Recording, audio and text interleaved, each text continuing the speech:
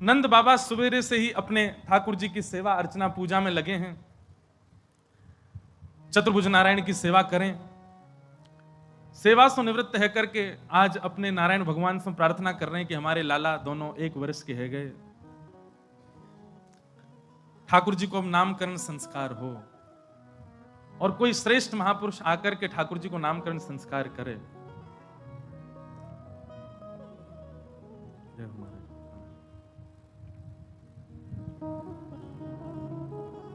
गर ग्रह प्रोहितो राजन यदुनाम सुमहातपा ब्रजम जगाम नंदस्य वासुदेव प्रचोदित। नंद बाबा मन में विचार कर रहे हैं कि अब लाला की सुंदर नामकरण संस्कार हो। नंद बाबा के कुल पुरोहित हैं सांडिल्य मुनि, और सांडिल्य मुनि इस बात को जानते हैं कि नंद बाबा के जो दोनों लाला हैं ये नंद बाबा के नहीं हैं, ये तो वसुदेव जी के पुत्र हैं। और इसी कारण से वो नामकरण करने नहीं आ रहे हैं कि भैया जिनके कुल के बालक हैं उनके द्वारा नामकरण होना चाहिए। अब ये बात मैं स्पष्ट तो नहीं कह सकता नंद बाबा से कि बाबा मैं कैसे आऊं, तो बार बार सांडिल्य मुनि बहाना बना देते हैं कि अभी तो हम वहां व्यस्त हैं, अभी तो ये यज्ञ चल रहा है, ये अनुष्ठान है। तभी नंद बाबा के मन में भावना आई कि हमारे लाला तो बेचारे 1 वर्ष के हैं, अभी तक नामकरण ही ना भयो। तब सांडिल्य मुनि ने विचार किया कि क्यों ना गर्गाचार्य जी को, क्योंकि गर्गाचार्य जी जो है ये देवकी वसुदेव के कुल पुरोहित हैं, अगर ये वृंदावन जाएंगे तो विद्वान पुरुष वृंदावन आए ये जान करके नंद बाबा इन्हीं से नामकरण करा लेंगे, नामकरण भी हो जाएगा और जो हम चाह रहे हैं कि कुल पुरोहित के द्वारा हो वो भी हो जाएगा।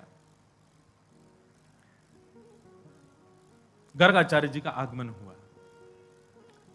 गर्गाचार्य जी जैसे आए, गर्गाचार्य जी तो आए थे अपने किसी कार्य से, पर नंद बाबा गए और चरणन में जाके प्रणाम करी, बोले बाबा बड़ी कृपा, हे आचार्य प्रवर, आप हमारे वृंदावन में पधारे, हमारे ब्रज में पधारे, आप कृपा करके घर पधारो। गर्गाचार्य जी घर आए, सबन ने प्रणाम करी। तब नंद बाबा ने जिज्ञासा प्रकट करते भाई कही कि आप यदि अनुग्रह करें तो हमारे घर में 2 छोटे छोटे बालक हैं, 1 वर्ष की उनकी आयु है, वे चली है, आप उनको नामकरण कर दो। गर्गाचार्य जी महाराज बोले देखो आपके घर के बालकों के बारे में हम जानते हैं, पर हमने सुना कि आपने उनका करवट उत्सव भी मनाया था। नंद बाबा बोले हम, बोले इतने छोटे से भाव के उत्सव भी मनाओगे तो कंस को तो आप खुद ही न्योता दे रहे हो। अरे बालक घर में प्रकट हुआ, थोड़ा उसको गोपनीय रखो, इतने सारे उत्सव मनाने की आवश्यकता नहीं है। कंस को आप एक प्रकार से स्वयं ही चुनौती दे रहे हैं कि भाई देखो ये नंद नंदन हमारे घर में ही शायद बालकृष्ण प्रभु हैं, हमारे घर में ही शायद परब्रह्म है, वो तो ढूंढ ही रहा है कि उसका शत्रु कहां है, और उसी कारण से राक्षसों का आक्रमण होता है। नंद बाबा बोले आप आज्ञा करो, क्या करें? बोले नामकरण हम करेंगे, पर नामकरण ऐसा हो कि पड़ोसी को भी नहीं पता चलना चाहिए। यशोदा मैया बोली एक ही तो लाला हमारो, वाक्य उत्सव में सब आमे नाचे गामे, यही तो हमारो मन करे। तो गर्गाचार्य जी ने एक युक्ति बताई, और युक्ति बताते हुए बोले मैया एक उपाय है। बोले क्या? बोले अभी तक आपके यहां लाखों ब्रजवासी आयो करते, अब की बार एक काम करो, तुम्हारे घर में 9 लाख गैया हैं, गैयान को उत्सव मना दियो, गैयान के बीच में नामकरण करो। आपकी इच्छा रहे ना कि खूब लोग आवे, तो यहाँ पर गैयान को भंडारो करियो, कोई बाहर के लोगों को मत बुलाओ, गौशाला में लाला को नामकरण होना चाहिए। और श्री गर्गाचार्य जी पधारे। गर्गाचार्य जी ने आकर के सुंदर तिथि बताई, एक सुंदर लीला आती है। गर्गाचार्य जी ने कहा कल करेंगे हम नामकरण, भैया आज रात्रि यहीं रुकेंगे। मैया बोली आपकी सेवा में कोई कहा व्यवस्था करनी बताओ। बोले कछु ना, गोबर को चौका लगा दो, सामग्री दे दो, हम स्वयं बनाएंगे, अपने ठाकुर जी को भोग लगाएंगे, रात्रि शयन करेंगे, सुबह लाला को नामकरण। मैया ने सुंदर सुंदर सामग्री प्रदान करी, आटो दियो, दाल दी, चावल दिए, बोल बाबा बनाओ, प्रेम से स्वयं बना के पाओ। गर्गाचार्य जी ने सुंदर सामग्री सिद्ध करी, और सिद्ध करने के बाद अपने ठाकुर जी को जैसे ही भोग थाली में पधरा करके प्रार्थना करने लगे, तुदमें वस्तु गोविंद तुभ्यमेव समर्पयेत्।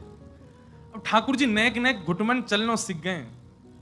घुटरुन चलत रैनु तन मंडित, गोरोचन तिलक किए, शोभित कर नवनीत लिए। ठाकुर जी थोड़े थोड़े घुटमुन चलते हैं। जैसी पतो चली गर्गाचार्य जी आए, सोई ठाकुर जी भीतर खेलते खेलते रुक गए। बलराम जी से बोले, इशारे में ही बोलना ना जाने, अभी इशारे में ही बोले, बढ़िया सुगंधी आ रही है, द्वार पे कोई दिव्य महापुरुष आयो, बढ़िया कछु बना रहा है, जा लाला चक्के आ। सो ठाकुर जी तो घुटमुन घुटमुन बाहर आए, गर्गाचार्य जी नेत्र बंद करके बैठे हैं। ठाकुर जी ने सामने थाल में से सुंदर खीर उठाई और खीर उठा के प्रेम से पान लगे।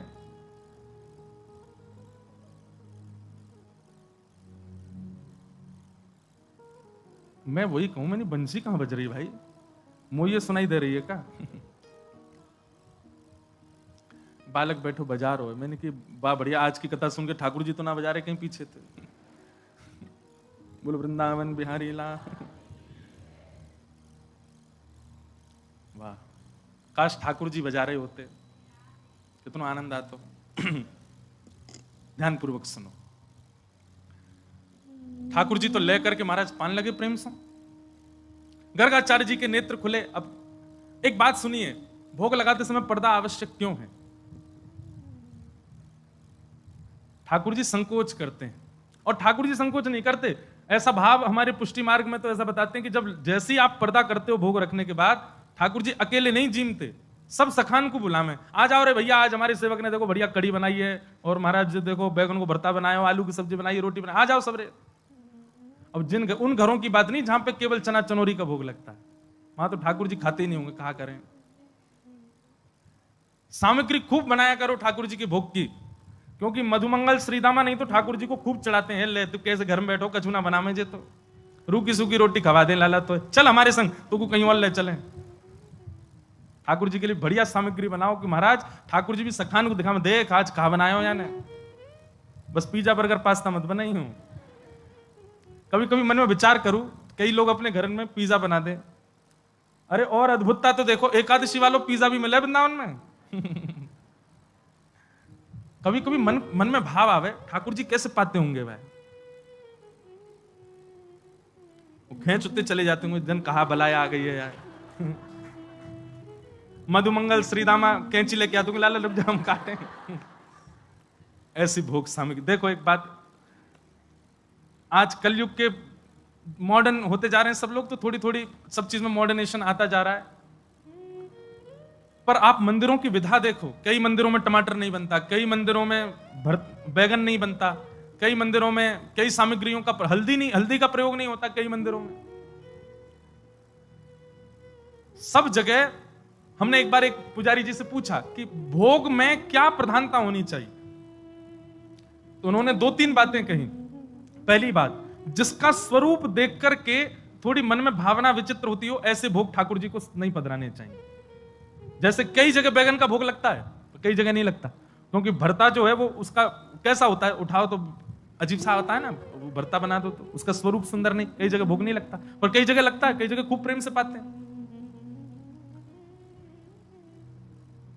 कई जगह ऐसा विधान है कि जो भूमिगत सब्जी होंगी, जो भूमि के भीतर होती हैं, उन्हीं का ही भोग लगेगा ठाकुर जी को। अनेक अनेक विधा हैं। जहां आचार्यों ने इतना ध्यान रखा, प्राचीन परंपराओं का इतना भाव रखा, हमको थोड़ा भाव तो रखना चाहिए। कम से कम विदेशी सामग्री का भोग नहीं लगाओ ठाकुर जी को। ठाकुर जी को केवल अपने, कई लोग जन्माष्टमी पर ठाकुर जी के आगे केक काट देते हैं, ठाकुर जी कहते हैं कहा वाला ले आयो, पतो ही ना है। अरे हमारे अनुकूल, हमारे भाव की वस्तु दो। सामग्री खूब बनाओ, पर जितना हो सके भारतीय व्यंजन ठाकुर जी के लिए बनाओ। अब जितना विस्तार आप कर सको अच्छा है। अरे जिसको खाते हुए मानव देखने में अजीब लगता है, वो ठाकुर जी कैसे पाएंगे उसको? अब लोग चाउमीन खाते हैं, लटक जाती नीचे, फिर उसको खींचते हैं भीतर, कितना अजीब लगता है आदमी, ठाकुर जी कैसे पाएंगे उसको? ठाकुर जी के सुख का विचार करके वही व्यंजन भोग में लगाओ। अपने सुख के लिए कुछ भी बनाते रहो, ठाकुर जी के लिए नहीं। ठाकुर जी के लिए तो वही वस्तु पधरानी चाहिए जो आज के भारतीय भाव से बनाई जाती है, वो ठाकुर जी को पधरा। और एक बात कहें, कोई अगर यहां पर ऐसी भावना रखे, बोले महाराज जी इतने व्यंजन बनाने की सुविधा घर में नहीं, तो एक सत्य घटना है। जब श्रीनाथ जी गोवर्धन से नाथ द्वारा में विराजमान हुए तो ऐसी एक कथा सुनाई जाती है कि रसोई घर वहां पर सिद्ध हो रही थी। तो आचार्य उस समय के जो गोस्वामी थे उन्होंने सब साथ में ही गए थे, ब्रजमंडल के ब्रजवासी है नाथ द्वारा में। तो ब्रजवासियों से कही हाँ भाई चलो एक एक दिन सबके घर की बारी आवेगी, एक एक दिन अपने अपने घर से प्रसाद लेके आओ ठाकुर जी के लिए। तो मंदिर से बर्तन दिए जाते थे और जितने बर्तन दिए गए कम से कम भर के आने चाहिए सबके घर से, बनाओ सामग्री ठाकुर जी के भोग के लिए। सबका सौभाग्य होता था कि हमारे घर की सामग्री ठाकुर जी को भोग लगेगी। एक परिवार, बड़ा अकिंचन परिवार, ज्यादा सामग्री नहीं, कुछ व्यवस्था नहीं थी, और उनके यहां थाली आई। तो थाली देख करके, कटोरियां देख के, बड़े बड़े थाल, बड़े बड़े कटोरा देख के सुखी तो बड़े हुए, लेकिन रोने लगे, कैसे करें, हम पे तो इतनी सामग्री नहीं कि हम एक कटोरा भर के भेज दें, ये थाल भर के कैसे भेजें। तब उन्होंने आचार्य जो उस समय के विराजते थे उनसे जाके प्रार्थना की, भगवान आज हमारे कितना बड़ा सौभाग्य कि हमारे घर श्रीजी बाबा की थाली आई, पर हम कैसे भर के भेजें। तब आप श्री ने महाप्रभु श्री वल्लभाचार्य जी का स्मरण करके आज्ञा की कि महाप्रभु जी कहते हैं प्रत्यक्ष सेवा से भी ज्यादा अधिक ठाकुर जी मानसी सेवा को स्वीकार करते हैं। आपके घर में अगर सामग्री नहीं है तो मन में भावना शुद्ध करके, मन में एक एक सामग्री को निर्माण करके और पात्रों का स्पर्श करके उस सामग्री को पात्रों में पधराते जाओ। महाराज वो भक्त सब सामग्री पात्र लेकर के आए, पात्रों को धो करके अपने सामने रखा, अब सामग्री अपने हृदय में बना रहे हैं। सुंदर लकड़ी चेताई है, कंडे लगाए हैं, ऊपर चूल्हा पे एक पात्र रख दिया है, पात्र में अब घी डाल दिया, आहा सुगंधी आ रही घी की, और घी की सुगंधी में बढ़िया छौंक लगाए, और छौंक लगा करके सामग्री डाली, टमाटर डाले, जे डालो, वो बढ़िया साग बन गयो, साग लेकर के एक पात्र में पधरा दियो। अब दूसरे पात्र में खीर बनाई है, खीर बना करके एक पात्र में पधरा दी। अब ठाकुर जी को बढ़िया हाथ की रोटी बनाई है, बाजरे की रोटी बनाई है, सब मन में चिंतन करते जा रहे हैं और बाहर प्रत्यक्ष जो थाल आए हैं उनका केवल स्पर्श करते जा रहे हैं। हाँ ये सामग्री इसमें, ये चटनी इसमें, अचार इसमें, कड़ी इसमें, खीर इसमें, मिष्ठान इसमें, दूध भोग की सामग्री इसमें, और सब भाव इतने शुद्ध मन से, इतने भाव से व्यवस्थित किए। महाराज की मानसी में सोचते सोचते उनको चिंतन हो रहा है कि सामने अग्नि जल रही है, उसकी लपट मोतक मोकू अनुभव है रही है, सामग्री जो बन रही है वहां की सुगंधी कैसी है, इलायची और केसर डालने पे सुगंधी भी उनको अनुभव है रही है। नेत्र बंद है, मानसी भाव से खाली थालन को स्पर्श करते जा रहे हैं। तभी पत्तल लेकर के आए, वस्त्र लेकर के आए, सब थालन के ऊपर पत्तल और वस्त्र ढक दिए। घर के सब लोग अंशों कही अपने अपने कंधा पे उठा करके सामग्री ले चलो भोग के लिए। खाली थाल है देखने पर सब लोग पत्तलन में भर भर करके और सब खाली खाली बर्तनन को लेके मंदिर में गए, और वहां जाकर के जो आचार्य थे उनको भी बोलते जा रहे हैं, जे कड़ी भोग है, जे खीर है, ये रोटी सामग्री है, ये दूध घर की सामग्री, सब सामग्री देते गए। उस समय के जो आचार्य थे उनके नेत्र सजल हो गए। आज ठाकुर जी के आगे खाली भोग की सामग्री रखी गई है, और कही नाथ मानसी से एक भक्त सिद्ध करके लाओ, स्वीकार करो। और आचार्य पर्दा करके जैसे ही बाहर आए और समय अनुकूल जान के जैसे ही भीतर प्रवेश कियो, जितनी सामग्री की भावना रखी थी वो सामग्री सब प्रकट हो गई, और प्रकट है कि ठाकुर जी ने स्वीकार करी। और स्वीकार करने के बाद वो समस्त सामग्री वैष्णवन में बांटी गई। आचार्य चरण के नेत्र सजल हो गए। क्यों? बोले मन वाने तो मन में बनाई, पर ये प्रकट सामग्री मुझे तो ऐसा लगा स्वयं श्याम सुंदर बना के लाए होंगे, वहां घर में व्यवस्था नहीं, हम ही बना दें। तो पर्दा आवश्यक है ठाकुर जी के भोग में। क्यों? कई भावना उसके पीछे। एक भावना यह भी कि ठाकुर जी अपने सब सखाओं, अकेले नहीं पाते ठाकुर जी, सब सखाओं को बुलाते हैं। ठाकुर जी तो संकोच नहीं करते, पर सखा संकोच करते हैं, इसलिए ठाकुर जी कहते हैं भैया नहीं, हमको प्राइवेसी दे जाओ, हमारे सखा आवेंगे, मधुमंगल श्री दामा तन सुखा मन सुखा धन सुखा सब बैठ जामे, सब ले करके प्रेम से पावे। या हमारे ठाकुर जी के लिए पर्दा।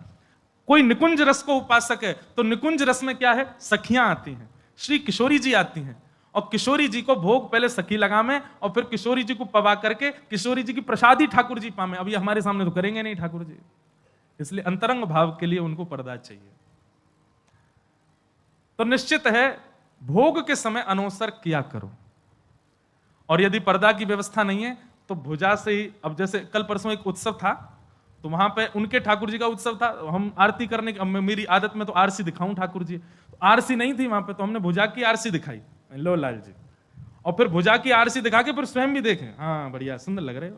तो भावना बहुत प्रधान है भक्ति में, वस्तु प्रधान नहीं, व्यंजन प्रधान नहीं, भावना प्रधान। जैसे बीड़ा भोग ठाकुर जी को नित्य आना चाहिए, बीड़ी भोग।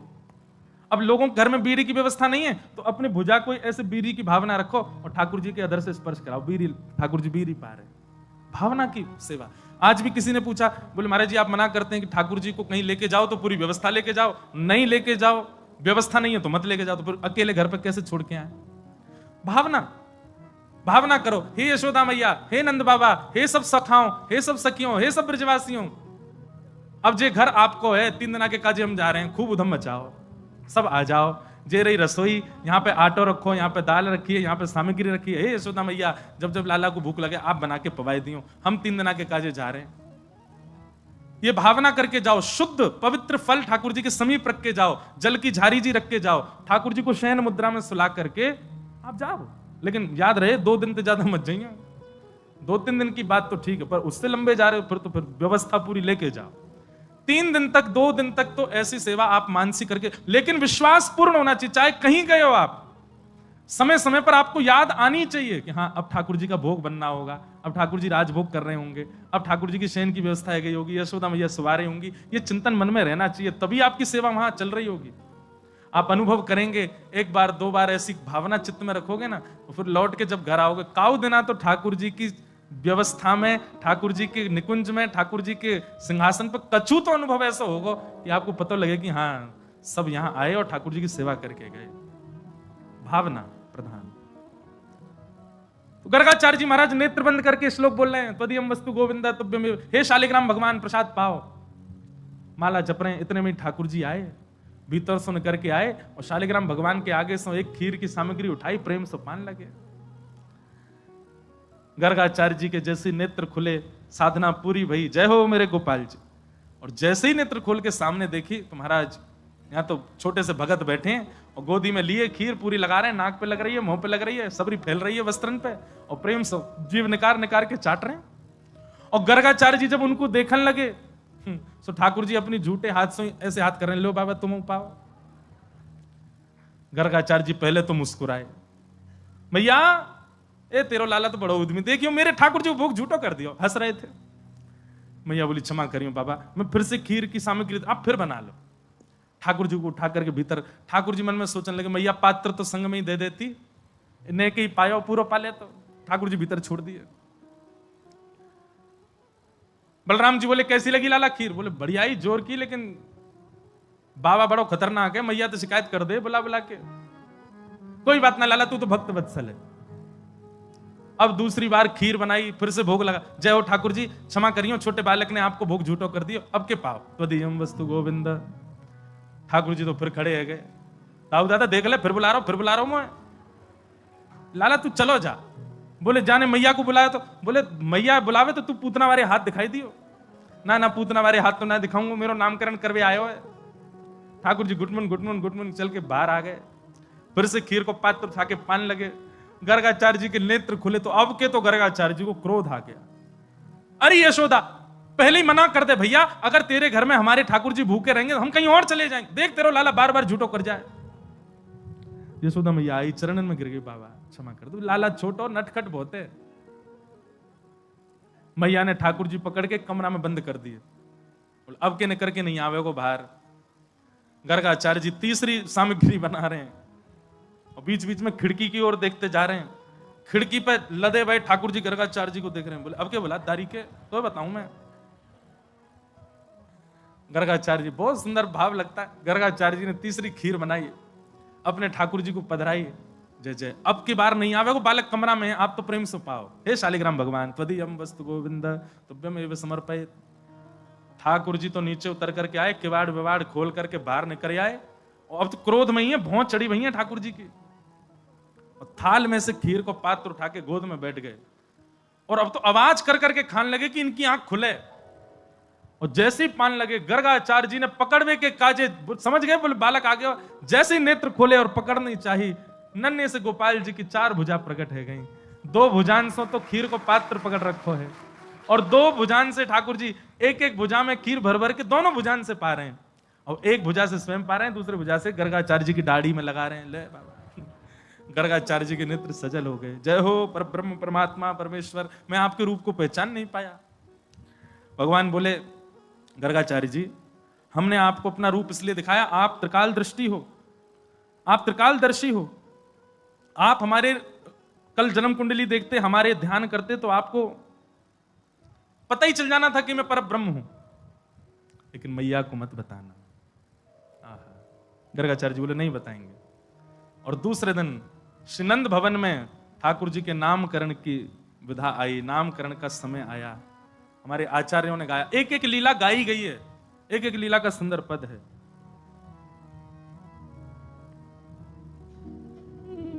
नंद्रगह आयो गर्ग विधि जान, राम कृष्ण के नाम करण हित, यदुकुल के सन्मान। गज मोतिन के चौक पुराए, नाम करण विधि ठान। मंगल गीत गावत यशुमती, बोलत अमृतवान। प्रथम ही सुनो बड़े ढोटा के, नाम राम बलदेव। पहले नामकरण किसका किया? बड़े बेटा का। क्या नाम रखा? बोले राम। लेकिन बल की अधिकता होने के कारण पूरा विश्व इनको बलराम कहकर के बुलाएगा। प्रथम ही सुनो बड़े ढोटा के, नाम राम बलदेव। हलधर और नाम संकर्षण, को न जाने भेद। अब यह नाम तुम्हारे सुत के, सुनो चित दयानंद। हे नंद बाबा, अब ध्यान से सुनो, तुम्हारे दूसरे लाला को नामकरण कर रहा हूं। बोले कहा, कृष्ण नाम नारायण केशव, है हरि परमानंद। भैया, हे नंद बाबा, हे यशोदा मैया, आपके बड़े लाला को नाम राम है और दूसरे लाला को नाम हम कृष्ण रख रहे हैं, पर ये अनेक नाम सुन जानो जाएगो। पद्मनाभ बाधो मधुसूदन, वासुदेव भगवान। और अनंत नाम है इनके, कहो कहो लो आन। गर्गाचार्य जी ने नामकरण किया। नंद सुवन त्रिभुवन के ठाकुर, तिनके नाम धराए। परमानंद प्रभु अखिल लोकपति, गोप वेश धर धाए। बड़े बालक का नाम राम और छोटे बालक का नाम कृष्ण रखा गया। भागवत जी में वर्णन आता है कि भगवान के वर्ण के ऊपर नाम रखा गया। केसर तिलकम कृष्ण वर्णम, केसर तिलकम कृष्ण राधा रमणम। हरे हरे राधा रमणम, हरे हरे ब्रज जन प्रियतम। बाल मुकुंदम राधा रमणम, हरे हरे राधा रमणम। आसन वर्णास्त्रयो यास्य, गुह्यतानुयुगम तनु। शुक्ले रक्तस्तथा पीत, इदानिम कृष्णताम गतत। ये राधारमणम पद जब लिख रहे थे तो इसी श्लोक से प्रेरणा मिली।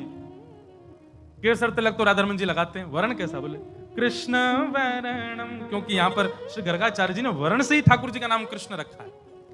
कृष्ण वर्ण मतलब कॉम्प्लेक्शन। ठाकुर जी का अंग का वर्ण कैसा है? कृष्ण है। कृष्ण का मतलब काला नहीं होता। एक बात हमारी बहुत ध्यान से सुनिएगा, आप बिहारी जी को देखो, राधा वल्लभ जी को देखो, राधा रमण जी को देखो, निहारते निहारते अगर वे श्याम ही दिख रहे हैं, काले ही दिख रहे हैं, तो समझो अभी दर्शन ना है भयो आपको। कुछ परिवर्तन दिखेगा। हमने अनुभव किया है, हम आपको भी बता रहे हैं। 9 तपा आते हैं जून के महीना में, 9 तपा आते हैं, मतलब वो 9 दिन भयंकर गर्मी होती है। तो ठाकुर जी को कम कम वस्त्र धारण कराए जाते हैं। वृंदावन में तो हमारे राधा रमण जी हैं जो ने कम ही पहने, कभी कभी तो बस एक कॉपीन पहन के ही आ जाएं बस। श्रीनाथ द्वारा में भी ठाकुर जी को केवल बहुत कम वस्त्र धारण कराए जाते हैं, अंग का दर्शन होता है। जब आप अंग को गौर से देखेंगे ना ठाकुर जी के, तो आपको अनुभव होगा। नाथ द्वारा में तो हमको हुआ गौर वर्ण का, कुछ लाल लालिमा सी दिखी श्री ठाकुर जी में। तब एक आचार्य भी वृंदावन की आज्ञा कर रहे हैं कि भैया ठाकुर जी यदि श्याम ही दिख रहे हैं ठाकुर जी कारे ही दिख रहे हैं, तो समझो अभी आपके दर्शन में कोई चूक है, भजन में कोई चूक है। लेकिन यदि दर्शन करते करते ठाकुर जी श्याम नहीं, आपको कृष्ण वर्ण के दिखे, कछु अलग ही कांति सी दिखे, कारे भी नहीं है लेकिन प्रकाश भी पूरा पूरा दे रहे हैं, तब समझो कि हाँ अब ठाकुर जी दिखे हैं। श्याम वर्ण के दिख रहे हैं, कारे कारे दिख रहे हैं, तो मतलब अभी ठाकुर जी ने आवरण को दर्शन कराया, अपने मूल रूप को दर्शन नहीं करा रहे हैं। ठाकुर जी मूल भाव से कारे नहीं है। कृष्ण वर्ण क्यों? कृष्ण वर्ण कैसा है? ना कारे हैं, ना नीले हैं, ना सांवले हैं, कछु अलग ही वर्ण है। आज तक पूरा ब्रह्मांड नहीं खोज पाया कृष्ण वर्ण है कैसा। वो जाकू दिखे हैं वही को पता है कि कृष्ण वर्ण है कैसा। नारद जी तो कहते हैं कि इस वर्ण का कभी कोई चित्रकार इसको बना नहीं सकता, कोई वर्णन करता इसका वर्णन कर नहीं सकता, वो कृष्ण वर्ण है। इसलिए वर्ण के कारण मैया मैं आपके लाला का नाम कृष्ण रखता हूं। ये तो वर्ण के ऊपर नाम हुआ, फिर ठाकुर जी के नाम के और भी कई अर्थ बताए गए। ठाकुर जी के नाम के और भी कई अर्थ बताए। जो कर्षतीत कृष्ण, कर्षण करे वो कृष्ण है। इस प्रकार भगवान के क्या कहा है रो भैया ये नाऊ मैया दौड़ रही, बोले अच्छा। मैया ने जैसे नीचे जाकर के देखी, लाला तू तो यहीं है। मैया मैं नाऊ हुआ है, मैं तो कहीं और हूं। मैया ने लाल जी पकड़ लिए, अब लाल जी उतर उतर के भागे, रोवे सो रोवे लाल पड़ गए ठाकुर जी। मैया मेरो कान में छेद लग जाएगी, मैया तू कैसी निर्दयी हईती जा रही है। अरे मेरे लग जाएगी मैया। अरे लाला कछु ना होगो, ऐसे लगेगी जैसे चेंटी काट गई हो। ठाकुर जी रोने लगे, नहीं मानने, नहीं करवा रहे करने छेदन। सब सामने आकर के खड़े है, बोले लाला देख करने छेदन तो करवाना पड़ेगा, देख सबन के कान छिद रहे हैं। ठाकुर जी तोतली वाणी में बोल रहे हैं, बोले मैया मैं करा लूंगा, लेकिन पहले मुझको एक वचन दे। बोले कहा ये जितने खड़े हैं सबन के एक एक बार फिरते करवा, यही सुईते एक एक बार फिरते सबन के कान छेद तब करवाऊंगा। मैया बोली लग जाओ रे भैया सब रे। अब सब बोले हमने हमारे तो कान छिदवा काय छिदवा में। बोले लाला के सुख के कारण सब करवाओ। और महाराज ठाकुर जी ने मैया की गोद में बैठे बैठे सबरे ब्रजवासी के एक एक बार फिरते कान छिदवा दिए। और जब सबके कान छेदन है गए तब ठाकुर जी बोले मैया हाँ अब करवा दे, लेकिन मैया मुंह को गोद में रखियो, मुंह छोड़ मत दियो। ना लाला मैं नहीं छोड़ूंगी। छेद करण सब हिन पहरायो, मन में अति हर्षानी। जब सबके कान छिद गए ठाकुर जी खूब खुश है गए, और खूब खुश है के बोले हाँ मैया अब करवाए दो मेरो भी। अब कम से कम अकेले पीड़ा तो नहीं होगी, हम तो डूबेंगे सनम, तुमको ले डूबेंगे। कम से कम कान में दर्द होगा तो सबन के होगा ना, अकेले मेरे नहीं होगा। ठाकुर जी की सुंदर ये भाव देख करके हंस दीनो तब ब्रजपति प्रभु के, सुने सुने तोतरी वाणी। नंद बाबा जोर से हंसने लगे लाला की तोतरी वाणी सुन करके, और सब ब्रजवासी आनंद में भर गए। और लाला के सुख के कारण सबन ने अपना कर्ण छेदन करायो, और फिर लाला को कर्ण छेदन संस्कार भयो। बोलो कर्ण छेदन संस्कार की। लाला के नित्य नित्य संस्कार सुंदर सुंदर है रहे। सूची पढ़ी दीन द्विज धर देवा, जाते पीर न होई कर्ण को हम करही तब सेवा। एक पद ऐसा आया, सब पूरे विश्व को नचावे वारो आज स्वयं नाचवो सीख रहे है। नेक नेक ठाकुर जी बोलनो सीख रहे हैं। अब मैया ने सबसे पहले लाला को, नेक ध्यान से बैठ जाओ सब लोग, बालकों नेक बैठ जाओ। ठाकुर जी कम पढ़ रहे हैं कि तुम उधम मचाओगे यहाँ, ठाकुर जी मचान दो। तो महाराज अब मैया ने ठाकुर जी को याद करा दियो, कहा लाला जी कहा है। ठाकुर जी बोले मैया कहा है? बोले ये नाक है। अब मैया जब भी कहें लाला तेरी नाक कहाँ है, सो ठाकुर जी यूं पकड़े। लाला तेरे कान कहाँ है, ठाकुर जी यहां पकड़े। लाला तेरे गाल कहाँ है, जेरे गाल ले लो। तेरे पेट कहाँ है, तो पेट पकड़ ले। हाथ कहाँ है, हाथ पकड़ ले। पाम कहाँ है, जेरे पाम। ऐसे ठाकुर जी सब सीख गए, जैसे छोटे छोटे बच्चों को सिखा देते मैया, ऐसे ठाकुर जी भी सीख गए। नेक बालक उनको शांत कर लो मैया है। तो अब मैया तो सब गोपीन को बुला लाई। अरे मेरो लाला तो सब जाने, कछु पूछ लो मेरे लाला तो आशीर्वाद से ही बोल रहे हैं। गुरु मेहरबान तो चेला पहलवान, प्रयच्छति गुरु प्रीतो वैकुंठम योग दुर्लभम। श्रीमद् भागवत जी में महात्मा में कह दिया कि गुरु यदि प्रसन्न हो जाए तो बड़े बड़े योगियों को दुर्लभ जो वैकुंठ है वो प्राप्त करा देता है। भले ही फिर शिष्य की साधना भले ही कम हो, गुरु कृपा से सब कार्य सिद्ध होते हैं। तो हमारे तो पिताजी ही गुरु जी हैं। वैसे ही खूब प्रेम भी उड़ेल देते हैं, आशीर्वाद भी दे देते हैं, सब अपनों सब हमको प्रदान कर दें। वही से कृपा ठाकुर जी कर रहे हैं। नैयायिक गुरु जी पधारे हैं, श्री चरणन में बारंबार प्रणाम करें। ठाकुर जी की बाल लीलाओं पर 5 दिवस की चर्चा चल रही है। तो ठाकुर जी को मैया ने सिखा दियो, लाला जे नाक है, जे आंख है, जे जीव है। अब मैया गोपीन को बुला लाई और गोपीन के सामने ठाकुर जी बैठा दिए। अब मैया कह रही, लाला पूछो पूछो गोपी आते पूछो। एक गोपी बोली, लाला तेरी आंख कहां है? तो ठाकुर जी अपनी आंख ऐसे करने लगे, जे रही आंख। कोई गोपी बोली, लाला तेरी नाक कहां है? तो ठाकुर जी अपनी नाक पकड़ने लगे। एक गोपी बोली, हाथ कहां है? तो ठाकुर जी ऐसे हाथ पकड़ने लगे। सब गोपी ताली बजा में, ठाकुर जी किलकिल करके हंसे, सब कितने खुश है रहे हैं। मैया मनी मन खुश है रही है, मेरो लाला सब जान गो। एक चतुर गोपी बोली, लाला तेरे कान कहां है? तो ठाकुर जी को ऐसे देखें, बता बता लाला तेरे कान कहां है?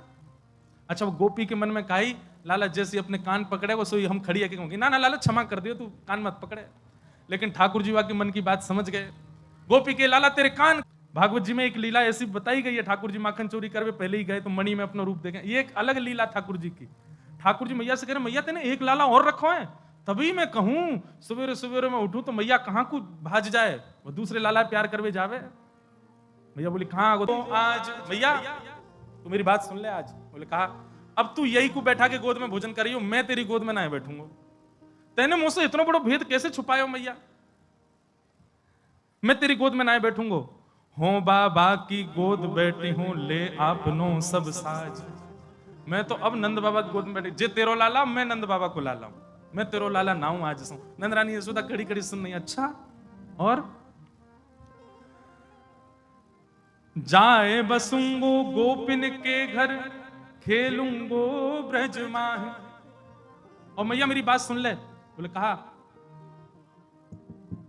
ऐसे रंदी, जाए बसूंगो गोपिन के घर, खेलूंगो ब्रज माह। मैया तेरी गोद में बैठ के भोजन नहीं करूंगा। और आज सुन ले मेरी एक और बात। बोले, कहा मैं घर छोड़ के जा रहा हूं। नेक्स्ट से ठाकुर जी अभी बोलना सीखेंगे, बस मैं घर छोड़ के जा रहा हूं। कहां जाएगा? इतनी सारी गोपी मुझसे प्रेम करें, कोई के भी घर में चलो जाऊंगा, वहीं रहूंगा, अब तेरे यहां ना रहूंगा मैं। तू दूसरों गोपाल ले आइए मेरे जैसो। जाए बसूंगो गोपिन के घर, खेलूंगो ब्रज माह। और ये भाव तो इतना सुंदर, दर्शन करना मन में। कैसे करें लाल जी? चौंकूंगो चौंकूंगो गैया अपनी को, छू न तेरी छाह। ध्यान पूर्वक। अब भी लाल जी मैया कोई दूध पी में तो मैया से कहा, कह रहे मैया अब तेरो दूध नहीं पीऊंगो, चौंकूंगो गैया अपनी को। चौंकूंगो, चौंकनो पता कहते कहेंगे ब्रज भाषा में? गन्ना खामे, गन्ना चौंक है, चौंकनो मतलब चूसनो एक प्रकार से।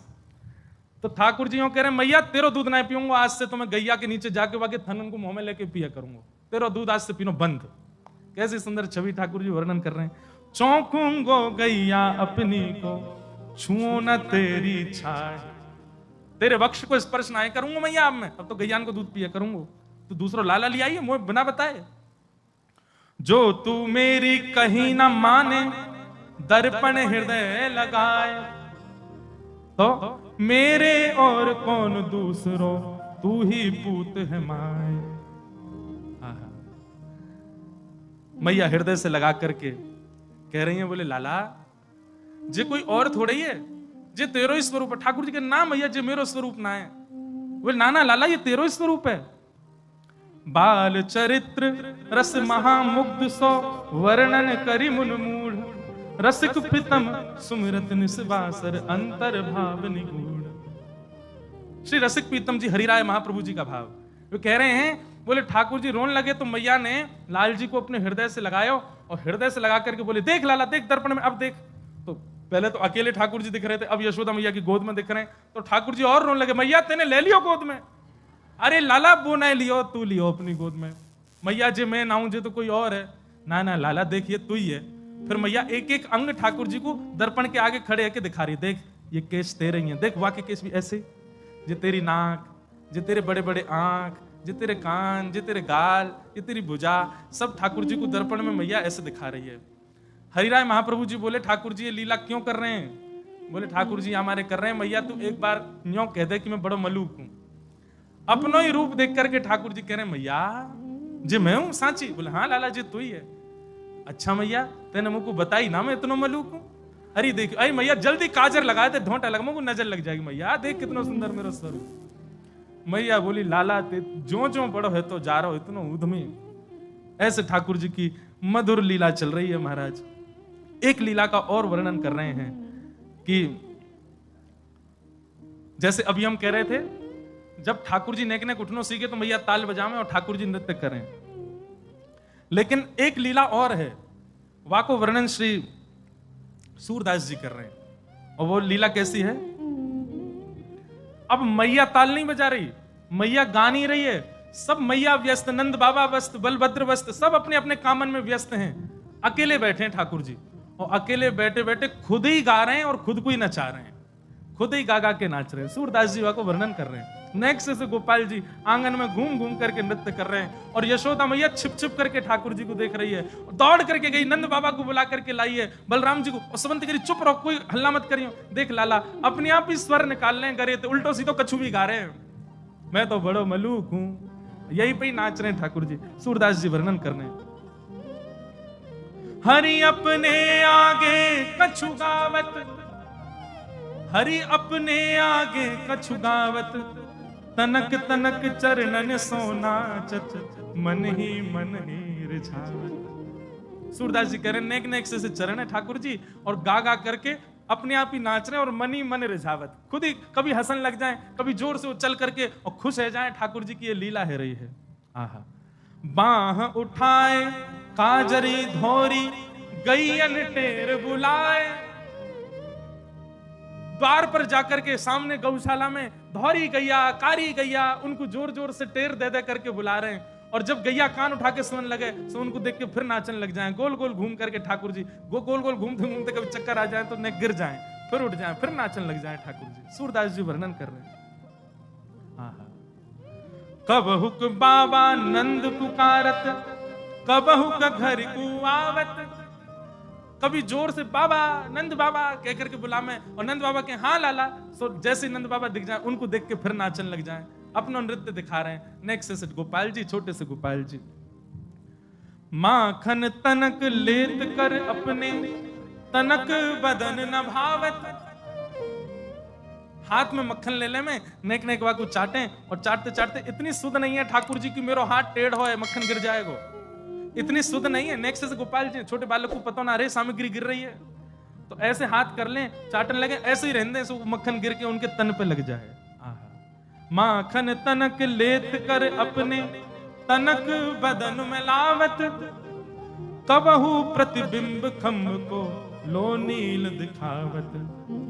और कभी ठाकुर जी नाचते नाचते नाचते नाचते जैसे ही खंबान में लगे भय दर्पण के आगे पहुंच जाएं तो एक बार आगे निकल के फिर वापस आवे और फिर अपने रूप को देख करके कभी बंदरन जैसे मुंह बनावे, कभी जोर जोर से चिल्लावे, कभी दूर से दौड़ के आवे और अपने प्रतिबिंब से ही कछु बात करवे लग जावे। आहा ऐसे ठाकुर जी की लीला चल रही है। देख देख जसुमती यह लीला, हरख आनंद बढ़ावे। सूर शाम के बाल चरत नित, ही नित देखत भावे।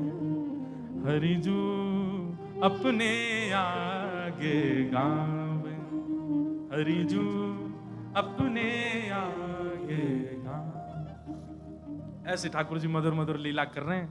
श्रृंग्यग्निड्यम शशि जलद्विज कंटकेभ्य, क्रीड़ा परावति चलौ स्वसुतौ निषेद्धुम। ग्रह्याणि कर्तुमपि यत्र तजन्यो, शोकात् आपतुरलं मनसो वनस्थाम। अब धीरे धीरे लाल जी ने और बड़े होते जा रहे हैं, ज्यों ज्यों अपनी लीला में विस्तार करते जा रहे हैं, ऊधम बढ़ाते जा रहे हैं। कभी गैयान के सींगन सो लटक जाएं, कभी अग्नि सो खेलें, कभी कोई लीला करें, कभी कोई लीला करें। पर एक बड़ी मधुर लीला श्री सूरदास जी वर्णन कर रहे हैं।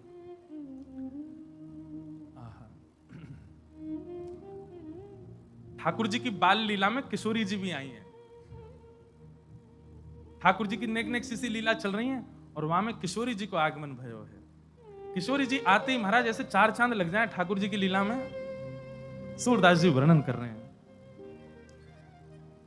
खेलन के मिस कुंवर राधिका नंद भवन में आई हो। खेलन के मिस कुंवरी राधिका नंद भवन में आई हो। खेलन के मिस कुंवरी राधिका नंद भवन में आई हो। किशोरी जी ठाकुर जी अब नेक नेक बाहर निकलने लगे हैं। तो बाहर निकल के काउदना गए होंगे जमुना जी पे। वहां किशोरी जी को ठाकुर जी आमंत्रण दिया है। नेक्स्ट से किशोरी जी, नेक्स्ट से लाल जी। ठाकुर जी निमंत्रण दिया है हमारे नंद भवन में आ जाइए खेलवे के काज। अब यहां सूरदास जी जो वर्णन कर रहे हैं उस लीला को चिंतन कीजिएगा। ठाकुर जी कोई बात पे नंदरानी यशोदा मैया से लड़ रहे हैं, भीतर जोर जोर से चिल्ला रहे हैं, चीख रहे हैं और महाराज गिर गिर करके जमीन पे जिद कर रहे हैं कोई बात की। वही समय किशोरी जी आ गए। ठाकुर जी लोटे पड़े हैं जमीन पे और माथो पीट रहे हैं, मैया तो कह रहे हैं मेरी बात मान। वही समय किशोरी जी आ गई हैं। सूरदास जी वर्णन कर रहे हैं। खेलन के मिस कुंवरी राधिका नंद भवन में आई हूं। सकुचत हसत मधुर स्वर बोली घर है कुंवर कन्हाई हूं। सूरदास जी कह रहे हैं कि जैसे किशोरी जी आई तो बड़ी संकोच में मंद मंद हंसती भई और बड़े धीमे से बोली घर में कुंवर कन्हाई हैं। उनने मोसों कही कि घर आ जाइयो खेलवे के काज। आहा, जैसे ही सुनी महाराज द्वार पे कोयल बोल रही है। ठाकुर जी ने अपनी स्थिति देखी, मैं पड़ा हूं, बाल बिखेर लिए, मूड मार रहा हूं सिर में, नीचे जमीन में मैया ते कोई लड़ रहे हैं। सुनत श्याम को किल धुनवानी निक से अति अतुराई हूं। जैसे ही सुनी महाराज की किशोरी जी आई हैं, तुरंत ठाकुर जी तो अपनी सबरी बात भूल गए और बिल्कुल महाराज माता सु कछु क्लेश करत हैं रीस डारी बिसराई हो। मैया से जा बात पर लड़ रहे, कलेश कर रहे, बाकी सब बातन को भूल गए, अपने बारन को समारन लगे, अपने वस्त्रन को ठीक करन लगे और ठीक करके मैया थे तो सबरी रिस विस जो होती सब भूल भाल गए। मैया बेलन लेके खड़ी हाथ में, कोई बात पे लड़ लिए मैया थे। लेकिन सूरदास जी कह रहे हैं किशोरी जी को देख करके अपनी सबरी गुस्सा भूल गए ठाकुर जी और मैया के पास जाकर के बोले मैयारी तू इनको चिनत बारंबार बताई हो। चीनत ब्रज भाषा को बड़ो पुरानो शब्द है। चीनत मतलब तू या को चीने, मतलब या को जाने। मैयारी तू इनको चीनत बारंबार बताई हो। मैया तू इनको जाने, हाथ पकड़ के ले गए, किशोरी जी को दिखा रहे हैं, तू इनको जाने। मैया बोली ना मैं तो पहली बार देख रही हूं। बोले यमुना तीर काल हो भूलो बाह पकड़ ले आए हो। मैया बोली मैं तो ना जानू लाला, लेकिन तू कैसे जाने, तेरो कैसे परिचय है गो। ठाकुर जी बोले मैया मैं तो अभी नयो नयो घर से बाहर निकलना सीखूं। बोले हाँ, कल मैं जमुना जी गयो। बोले अच्छा, फिर बोले लौट के आ रहा सो मैं मार्ग भूल गो, घर को नंद भवन को रास्ता भूल गो। तब जे मेरो हाथ पकड़ के मुंह को बाहर तक छोड़ के गई। यमुना तीर काल हो भूल्यो भां पकड़ ले आई हो। आवत यहां तो सकुचत है मैं दे सोह बुलाई हो। मैया याकू तू यहां आवे में बड़ो संकोच है रो, तो से संकोच करे, देख मोती लड़ रही है बेचारी, वो कैसे आवे तेरे सामने। मैया या मारे मैंने अपने करुण भाव ते, मैं तो बड़ो कोमल हृदय कहूं ना, मेरे कोमल हृदय से रीच करके जे यहां आई है मैया। सूर श्याम ऐसे गुण आगिर नागिर बहुत रिझाए। मैया तेरो स्वर सुन के बेचारी बड़ी घबरा गई, पर मेरो स्वर सुन के या के मन में बड़ो प्रेम उत्पन्न है गयो। सो मैंने घर बुलाई है, मैं मोसों बड़ी रीझ गई है मैया। अब मैं अकेलो पड़ जाऊं खेलवे को, दाऊ दादा तो बहुत बड़ो मोसों, तो या को खेलवे के मिस मैंने घर को बुलायो है। मैया करी अच्छा लाला, बढ़िया लीला करो दोनों। और अब श्यामा श्याम दोनों मधुर लीला कर रहे हैं। बाल लीला में ही ठाकुर जी इतना आनंद कर रहे हैं। ऐसे सुंदर लीलाओं को दर्शन और श्रवण अब कर रहे हैं हम आप सब। ठाकुर जी की बड़ी मधुर लीला है। अभी तो चोरी लीला प्रारंभ होगी। चोरी में भी दूध की लीला चोरी की अलग है, घी की अलग है, दही की अलग है, मक्खन की अलग है, सबन की अलग अलग लीला ठाकुर जी मधुर भाव से कर रहे हैं।